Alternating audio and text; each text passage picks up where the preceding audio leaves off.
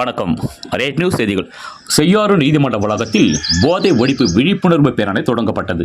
இந்த பேரணியை செய்யாறு முதன்மை சார்பு நீதிபதி சுரேஷ் மற்றும் செல்வி அம்பிகா ஜெயின் ஆட்சியர் இருவரும் கொடியசைத்து துவங்கி வைத்தனர். இவர்களுடன் மாவட்ட முதன்மை உரிமையியல் நீதிபதி நீதித்துறை நடுவர் செய்யாறு சதீஷ்குமார், மாவட்ட சுகாதார அலுவலர் கோவிந்தசாமி, துணை காவல் கண்காணிப்பாளர் சரவணன், தலைவர் பார் அசோசியேஷன்ஸ் முனுசாமி, தலைவர் அட்வொகேட் அசோசியேஷன்ஸ் மற்றும் மூத்த வழக்கறிஞர்கள், பொதுமக்கள் என பலர் கலந்து கொண்டனர். போதை ஒழிப்பு உறுதிமொழியினை செய்யாறு ஐடி கல்லூரி மாணவர்கள் மற்றும் நீதிபதிகள், வழக்கறிஞர்கள் மற்றும் தன்னார்வலர்கள் என உறுதிமொழியினை ஏற்றனர். இந்த நிகழ்ச்சியில் கல்லூரியின் தாளாளர் லோகநாதன் மற்றும் கல்லூரியின் முதல்வர் மதன்குமார், கல்லூரி பேராசிரியர்கள் கிருஷ்ணகுமார், வினோத்குமார் மற்றும் ஆசிரியர்கள் பங்கு பெற்றனர். இந்த நிகழ்ச்சியில் வட்ட சட்ட பணிகள் குழுவின் தன்னார்வலர்கள் திருமண சாதிக் மற்றும் டாக்டர் பாஸ்கரன் ஆகியோர் விழாவினை ஏற்பாடு செய்தனர். மேலும் சட்டப்பணிகள் குழு தன்னார்வலர்கள் மீனா, திருமதி சோனியா, அறிவொளி வெங்கடேசன் கலந்து கொண்டனர்.